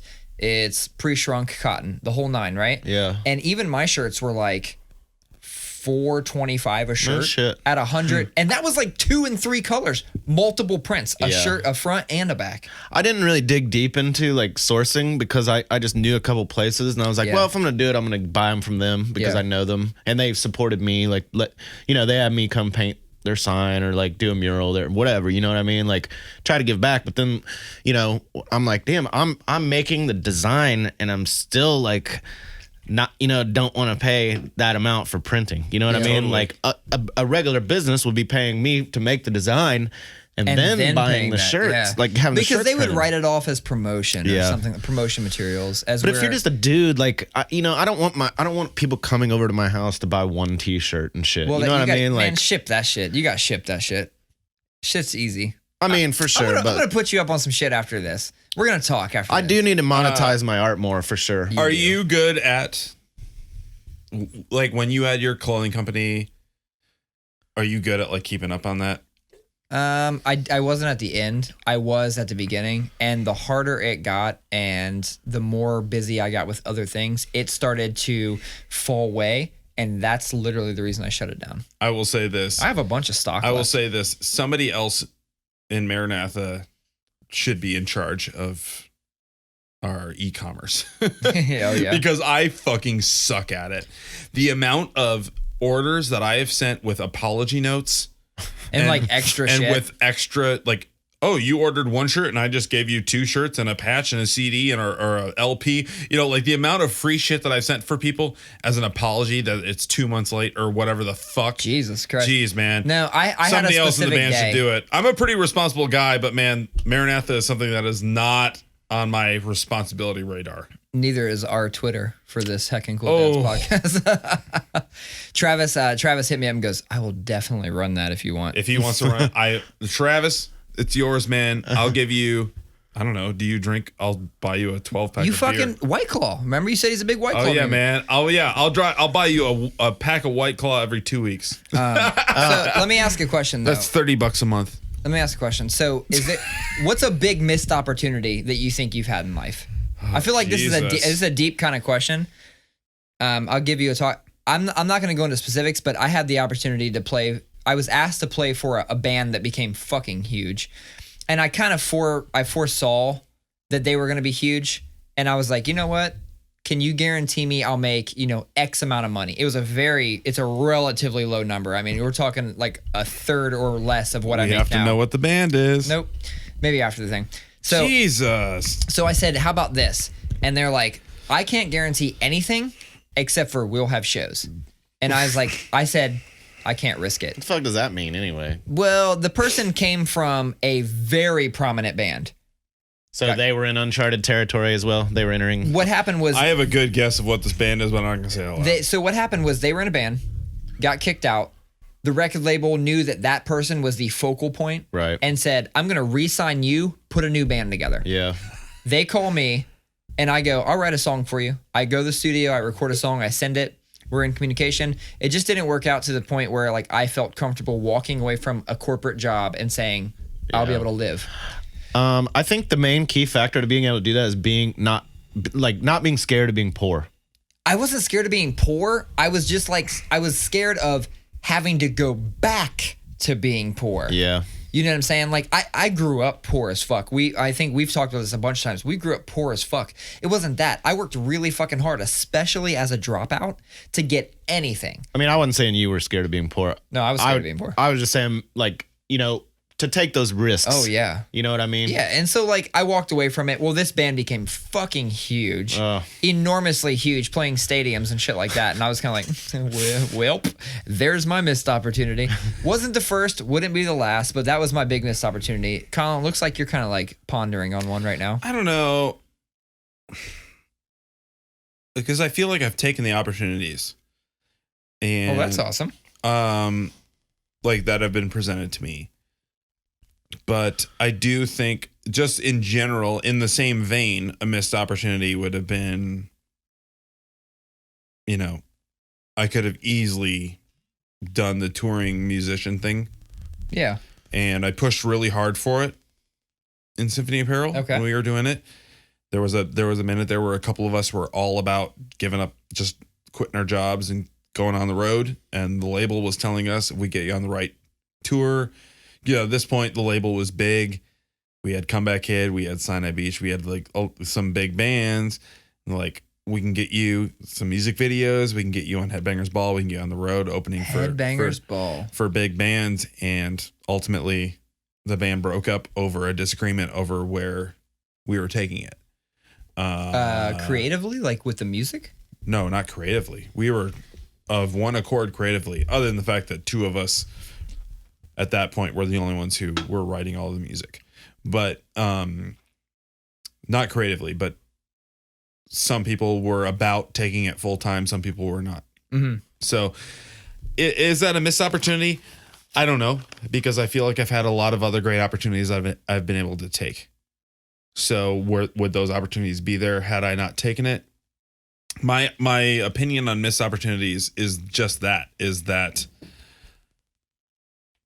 if you there's that old phrase like, when God closes a door, he opens a window. And it's such a stupid phrase. It's a stupid folk religious phrase that has no You miss 100% of the shots you don't take. No. Yeah. I mean, but it is that. It's that idea of, no, I didn't do this thing, but what's next for me? You know what I mean? Like, so you had faith. That's what got you. I went the corporate route with my creativity, and in turn, that has been lucrative, fruitful, and has paid for my creative endeavors that I am currently in debt for. Yeah. No, that's I'm in that same boat right now. Like, so, I feel like I can't walk away from the corporate life because we've built a life around kind of needing that. And my wife's at the point where she kind of wants to be a stay-at-home mom. And I'm like, damn, your boy gonna need to double up. Yeah, I'm like, I feel it. Yeah, I'm like, shit, I need to double up. I feel it, man. And that's the thing is like, well, you did the stay-at-home wife thing for a while. So you're stay-at-home wife. Bitch, you do not leave the house. You stay home. Yeah, it was less of a command, more of a... We don't even have kids. Like, event. Bitch, you stay home. No, I'm just kidding. Like this summer has been a challenge, man. The first summer since we've had kids, we talked about this already, but since we had kids that we're doing both full-time jobs. But you know what? Sierra's job has brought her back to life in a way that I've never seen her before. So it's awesome. And she's getting to shape other kids that aren't our own, and that is super cool. So is she a teacher, I'm guessing? She works for a company in Upper Arlington that during the school year is like before and after school care. She runs a kindergarten program. It's before and after school care, kind of like for rich UA doctors and bankers and all of them. Like the best kids. Yeah. No. Lots of I'm privilege. being sarcastic. No. Oh, I hear stories, man. Yeah. But so she does before and after school care, and in the summer it's like a summer camp where basically they just go on expensive field trips every day. So it's cool, but it's amazing how much after 10 years. And she was doing stuff she loved. Like, she was watching Jeff's kids. Yeah. And she loved that. She loves your kids. And when you guys were at my house last week, man, she kept talking about, man, I miss those kids. Those kids are so awesome. My kids are fucking dope, Collin. And all that stuff. But it was also just like when she started this job, I was talking about this yesterday because I saw an old friend yesterday. And I was telling her about it. And when she started this job, man, it was like I saw a light turn on in her. I saw a happiness, a joy, a passion that I hadn't seen in a long time. And it really took her out of a dark place. And it was cool. It was worth it, huh? It was totally worth it. I think staying busy helps people in general. Like, especially if you find something you're doing you like. Like, I was going to say my missed opportunity, if I would, say that I had a regret, would be not skating more, not pursuing. Because I rode for a shop and shit when I was in high school, and I got pretty fucking good. And my two things were either go to school or try to move out to Cali and skate. Oh, man. And my mom was like, what if you go back? What if you go out there and break your back in a week? Then what are you going to do? Maybe you should go to school. Then I'm going to do the other thing, right? And speaking of somebody following their dreams in athletic regard, my little brother, Evan Simula, let's shout out to Evan Simula. We always talk about your mobster brothers, but... Why you always got to call him mobster? Like, one of my brothers is just going to fucking punch me in the face next time I see him. He can punch me in the face, man. I'm the one talking shit, not you. I'm going to lead his ass right to you. Do it. No, my brother is in Iceland right this weekend, and he did like a big mountain biking race in Iceland. Nice. Oh, this reminds me. My brother's a sponsored mountain biker. So that's cool. There's an Ironman in town today. Oh, really? Yeah. Is that why half of Kenny's been shut down all week? No, the Ironman was up in Delaware, and listen to this fucking story. Like, R.I.P. to this poor woman. So, no, dead serious. Like, she stepped out of the water lane. Dude, Collin. R.I.P. to this old woman. I said poor woman. Like, I'm saying this. Collin, you're already fucking my story up. This is a heartfelt moment. Sorry. No. So I get a text from a friend, and he's like, look at this shit. So what happened was some lady was about to start the biking portion of it, stepped out onto 23, and got hit by a commercial semi. Oh, man. And died. But this I'm sitting here laughing on this, and you're like, let me get to the tragedy. Let me tell you. No, but here's the fucking that is obviously that's the worst part, right? But once you're dead, you're dead. That's kind of what I think. Look, your nip's out. Told you. I told you. I knew that nip was gonna be out at some point. But the worst part is that her husband was also doing the Ironman, and they couldn't contact him, so he's mid-race. So imagine finishing a fucking Ironman, which is like 70 miles, right? Imagine finishing that and then getting there and getting the news like, by the way, your wife just stepped out in traffic and died by a semi. Oh man, that sucks. Yeah, dude. That's fucking crazy. Well, sorry to that guy. That sucks. And that lady. Apologies to that whole family for desecrating their story with my laughter. Preemptive laughter. Yeah, that's fucked up, Collin. That's wild. What would Jesus do? What if she was on her way to go watch him finish the race? No, she wasn't. She was at the water station on her way to take her bike to the entrance to the path to start. Oh, she was doing that. She was doing it too. Oh, she was at the shit, they dude. were. And you got to think they both probably spent fucking countless months training together, doing the whole nine. I mean, if you got to go though, you might as well go doing some shit you love like that. Yeah, no doubt. That's fucking crazy. That's it. You know, I actually had a topic to ask, like, what's just like the worst feeling? And like, it's hard for me to think of anything else than that right now. Like, I feel like that has to be the worst feeling. I don't really have a worst feeling other than that. Mine is just helpless. And I feel like that's a helpless situation. Is there something that you consider to be just like the fucking worst feeling? And it could be a trivial worst feeling, it could be a bitchy worst feeling, or an actual like worst feeling. Because again, mine's just fucking being helpless. Like emotional or physical? Either. I think hunger. I feel like the older I get, eating is one of the like another thing that I have to do during the day, and I'm just like, God damn it, I got this other shit to do, but I gotta eat, dude, or I'm gonna like, you know. So do you just quickly eat something to get back to life? Yeah, I'm bad about that. Like I never get to sit down and like, and it's in my own head. I could, but I'm always like, oh no, I feel like working right now. I just got to go get a coffee and eat a sandwich from Starbucks or some shit and like get going on what I'm doing. I never get to sit down and eat, and I'm gonna invite you. That irritates me, man. You know what I mean? I'm gonna invite you to dinner. I'm gonna take you out for some pasta. I mean, dude, I wish the Florentine was still around. I used to work there, dude. That was shit. like old people's Italian place, and I worked at my buddy. Wait, is that place in Hilltop or Franklinton or something? Yeah, it's right across from Tommy's Diner. Yeah. Yeah. Oh, I worked know on the what line. Talking about. That was one of my other jobs before becoming a full time artist. I went on a double date there once. That was a big popular place. I mean, they were like legendary. Yeah. Why the fuck did it shut down? They ended up like gentrification. The lady, that's probably one reason. Yeah. Kaufman Development bought the lot or something. I don't know. But no, they own my building. Sorry. So there was two brothers that, that kind of got passed down the family business. Yeah. And I don't know what happened, but I guess the mom was like, no, we're closing the restaurant. And we're just gonna, sell sauce, because they made their own sauce and they made their own pasta, and that was why it was so good.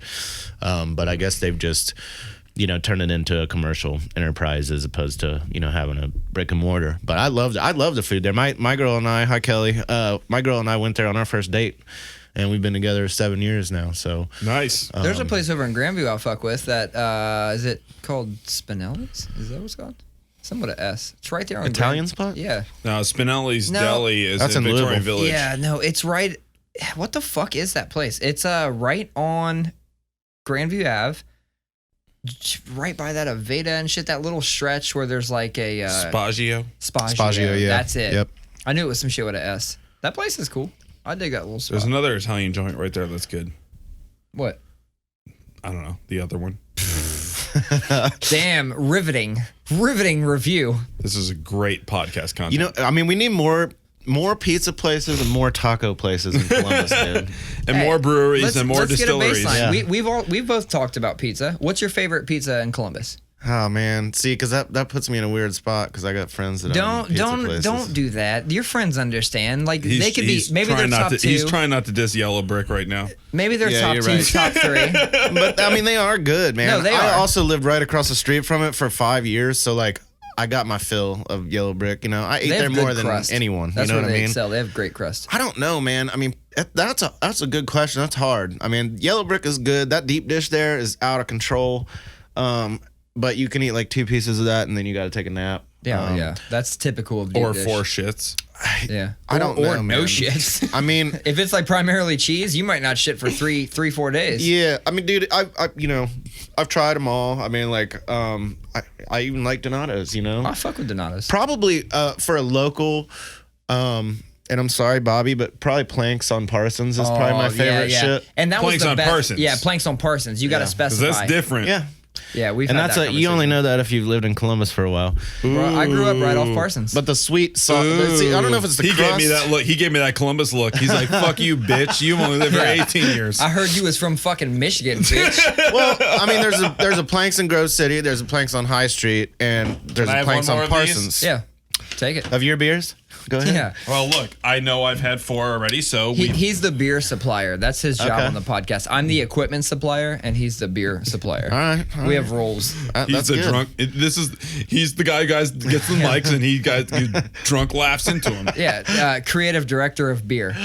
Oh, man. Hey, that's what I might be after this job. I don't know. Hopefully. A creative director of beer. Well, yeah, cool. this is the most comprehensive design job I've ever done. Like, for Brew Kettle.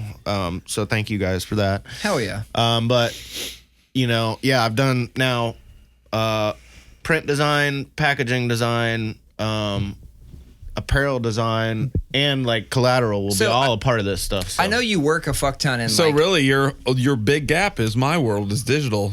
Yes, like where I we was going kind of with took this. opposite paths. Like you started after you came the fine art path, and I came from the design science. Yes, and I think eventually we'll just Well, that's what I was Make an going to X. ask. Is like you've done a lot of things where it's like pen to paper, right? Yes. Do you do like the vectoring? Yes. And so you know all that shit now. yes.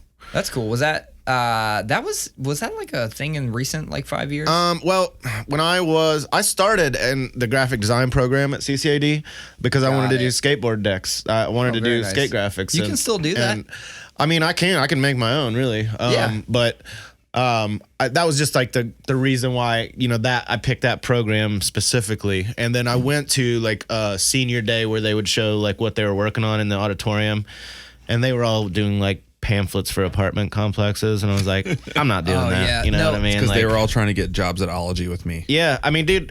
Well, I don't know what they were doing, but it was I like, said the name. You dropped the name. You want me to bleep it out? No. Fuck them. I mean, it was like,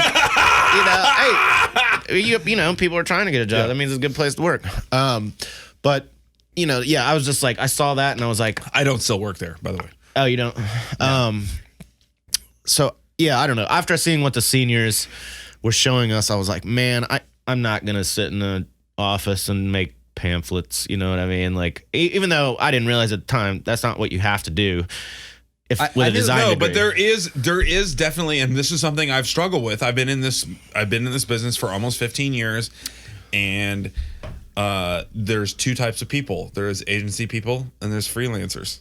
I don't think I could work in an agency. And I'm an agent. That's the thing is, and I think it is just your DNA. There's no difference other than the fact that I feel like freelancers or people who kind of jump from place to place are the ones that have a little bit more creative energy. Well, in and your the agency, it's like folks are the ones who have more of a business management. it's energy. structured freelance.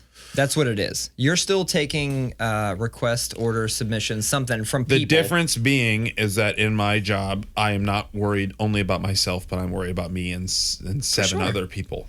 So that's the problem. So every unrelated to that, but every podcast, I always bring at least 1 or 2 segments into the podcast, right?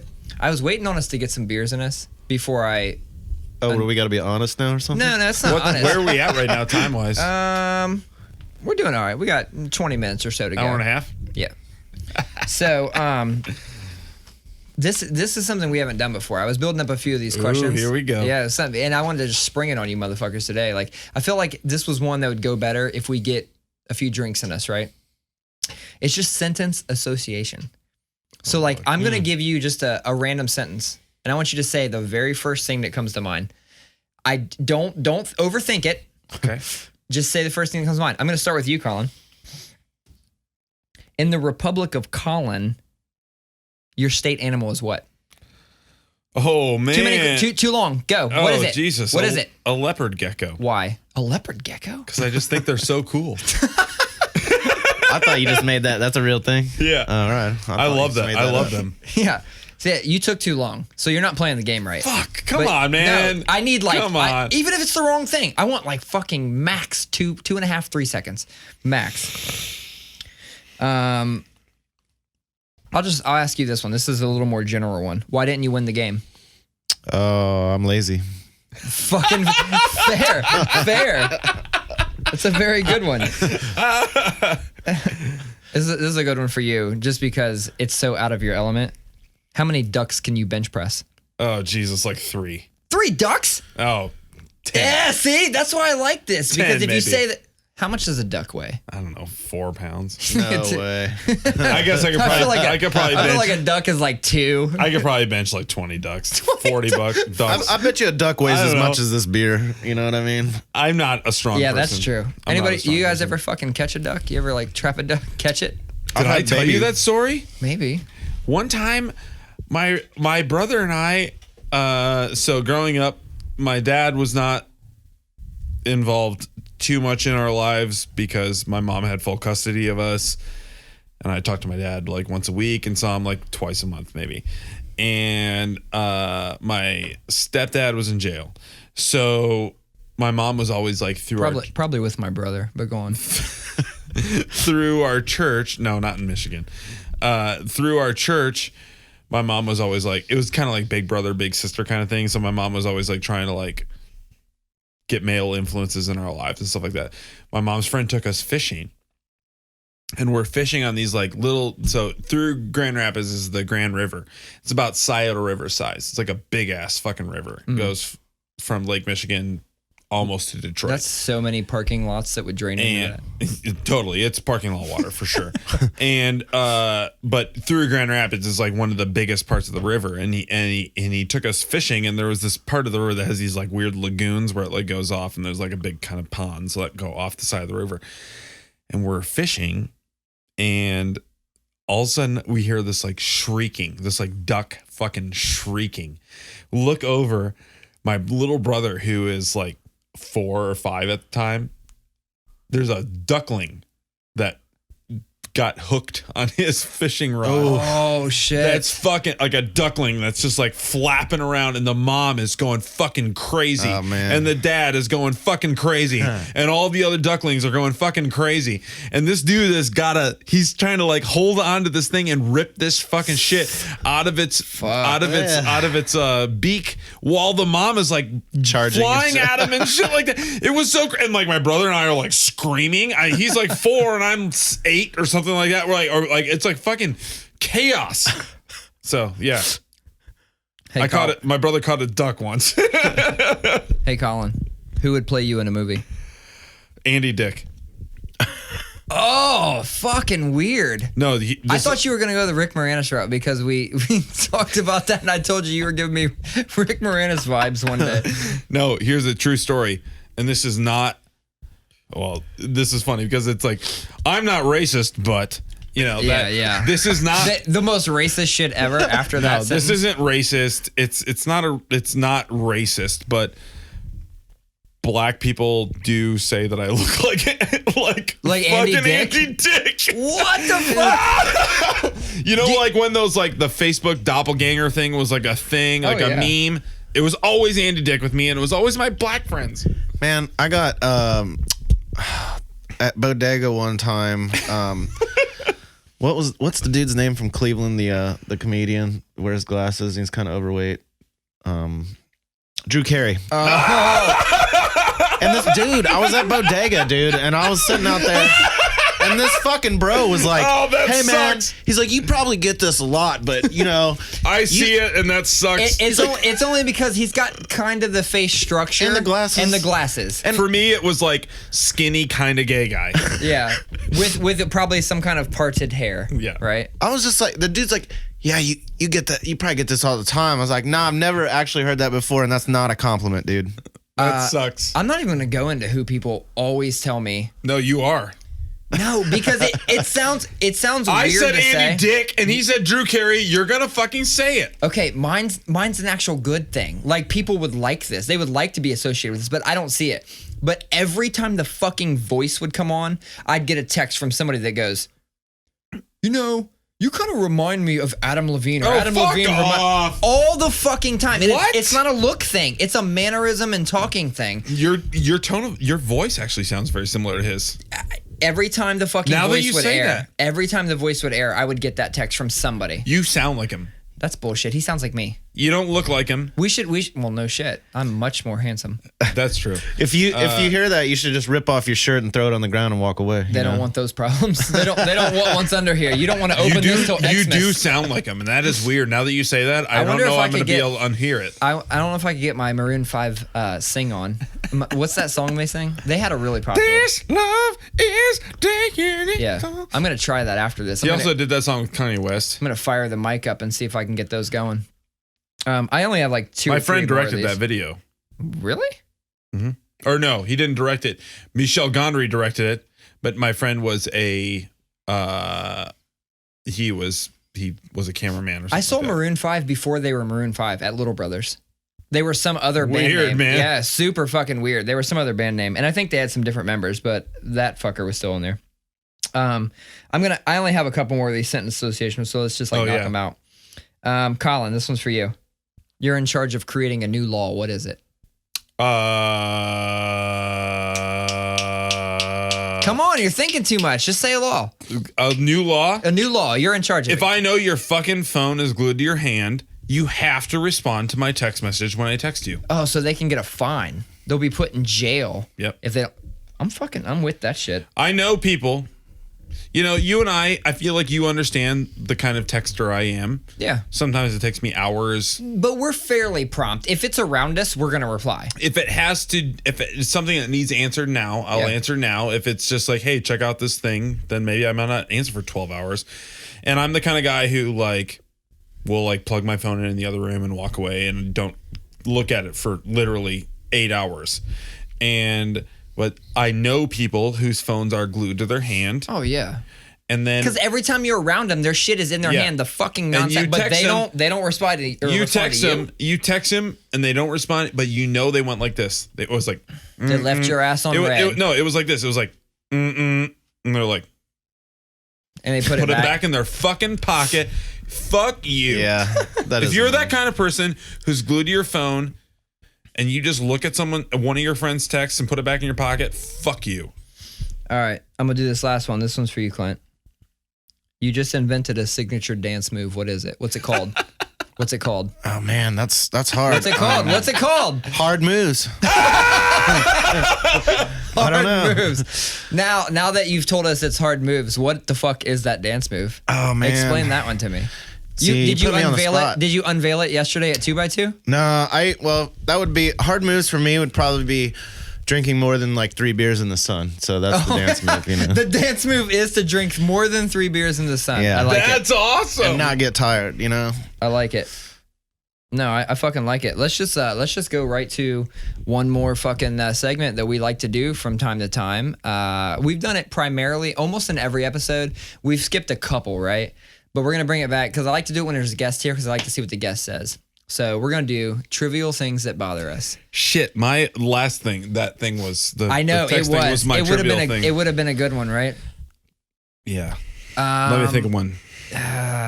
Do you have a trivial thing that bothers you that it may? What really grinds your gears? Yeah, it probably shouldn't bother you. It's a little minor thing, right? It's just a little thing, but it gets you hot, right? And hit us. People that are not considerate of other people, which seems to be rampant. Entitlement, I guess, would sum that up in one word. So if you go, get it, girl. So if you're going to, you're going to get some coffee, and someone's on your ass in line, and oh, hey, are you in line? Yeah.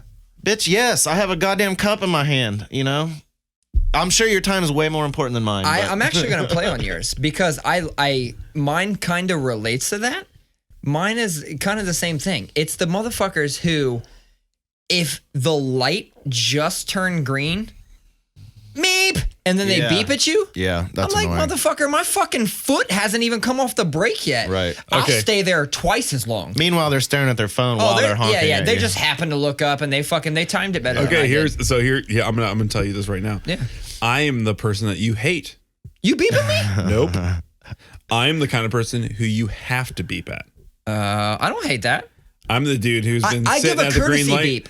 I'm the dude who's been sitting at the green light for the third of the time that the green light is on. I give a courtesy beep. I feel like 2 quick beeps is a courtesy beep beep. That's a nice beep. If you if you intro with a Oh dude, my God. fuck you. I Man. am sitting there. I don't give a fuck how long you want to beep. Sierra- I'm sitting there. Sierra fucking hates sitting at lights with me. She's like, babe, it's green. Dog, courtesy beep. Beep beep. That's a nice way of saying, I know you're probably checking Instagram. Yeah. But it is, I'm just giving you a friendly reminder. It's Yeah, time to that's fucking true. go. That's right? true. That's the thing is like so many people are on their goddamn phone driving now. No one is paying attention to what they're doing. I look like driving 85 miles an hour down the highway and dudes are like staring at their phone. I'm My like, shit- my holy shit's up on a shit. holder. If our race ends, if our human race ends, it's because people can't fucking tear themselves away from the goddamn screens. they're looking Text at. neck. Man. Text neck. And you can tell now. No, but they're like, gonna you can die see 'em. because they're driving 80 miles per hour checking fucking text messages. But is that not, that's just like, that's modern day Darwinism. Like, just let them go. Let Yeah, them but if they fucking kill go. me, that's what I'm worried. Fuck them. You know what I mean? That's Like, true. if you kill me because you're That's staring true. at Facebook, I will fucking kill They're taking you. out the more highly Yeah. evolved of us. That is true. I didn't think about it from, see, I tend to just open my fucking mouth sometimes, and I agree. Get off your fucking phones. I mean, dude, and you see people with like kids in the car doing that shit. That's true. You know, like, and I'm like, God damn. My phone is up in a holder. Like, if I'm in the car, my phone's in a holder, and probably Waze is up. You know why? Because I am driving 85 and I'm looking for cops. Yeah. So shout out to Waze. Can I get a sponsorship? Can we fucking get Waze to sponsor this goddamn podcast? I swear, like, I use Waze to and from this podcast every time. It's a business tool. www.waze.com. 2 weeks ago, or no, not a month ago, we didn't turn on Waze. I already told the story, but Yeah. I got a $140 speeding ticket Oh, nice. just one. outside of Columbus. I was on my way to Winston-Salem, North You Carolina. must have been doing greater than 75. 6 hours. Were you doing like 82? Ooh, I just puked in my mouth. Nice. Have another beer. I was doing Wash it down. 74 and a 60. Oh, man. Where the fuck was the 60? Or Was no, it I was construction? doing 78 and a 60. This was by Lancaster. And on That's 33. a ticket right there. Oh, it was $140. Did you ticket. get, I'm sure you got a point for that. I got humbled by the lady cop. And, was that sexist? No. I love females. Not only are you married to one, but you're raising one. I love female police officers. I love Lamp. I love Lamp. Jesus. love You're Lamp. like, shut the fuck up, you moron. Yeah, no, I was going really fast and she was like, how fast do you think you were going? And I was like, I don't know, 64, That 65. Tommy boy. Remember that Tommy boy? Yeah. I don't know. Got a whatever Hemi in this 12. thing. Yeah. Couldn't have been more than 80, 85. 12. I was like, I don't know, 63, 64. And she was like, I got you at 76. I'd have been like, there's a big hill. My car has really good 1 bearings. mile up the road. 1 mile up the road, it was 70. But whatever. Bitches. No, I feel All it. right, I feel let's it. wrap this shit up. It's time to go. I got to pee like a motherfucker. I'm sure you got to Yeah. pee too. Everybody's got to pee. We made it through the whole episode without peeing. Nice.